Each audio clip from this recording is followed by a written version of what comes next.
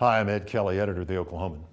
Don't be shocked by the rates at which students graduate from high schools in Oklahoma City and Tulsa. The shocker is that there's very little shock at all. A national education organization looked at graduation rates in our two metro areas and that of other top 50 cities from 4 years ago. And guess what?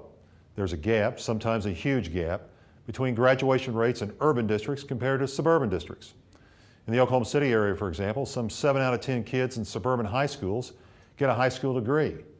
But in the city's public schools, it's not even 5 out of every 10 students who'll graduate. This is nothing short of a tragedy because it's a story of lives lost, of lives sentenced to menial jobs and a substandard way of life. And many of these kids drop out well before high school, starting in some cases in the 7th grade. But these dropout numbers don't seem to create much urgency in our community. Perhaps that's because no one really knows what happens to many of these teenagers, and if they do, it's difficult to get them back on track toward a high school diploma.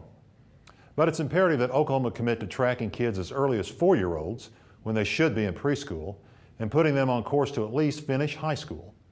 Here are some figures from the Office of State Chancellor Glenn Johnson that ought to jolt Oklahomans out of their slumber. In a recent school year, Oklahoma produced about 33,600 high school graduates statewide. That's more than 4,000 fewer grads than were produced in the Dallas-Fort Worth area alone. And we hope to compete here in Oklahoma in the world economy. The 21st century is all about brain power, and Oklahoma doesn't stand a chance if it can't produce employees who compete in a global workforce. But how can we produce enough college graduates if we can't produce enough high school graduates? There are no easy answers, but it ought to start with a vigorous commitment in every school district, large and small, that no child left behind means literally just that.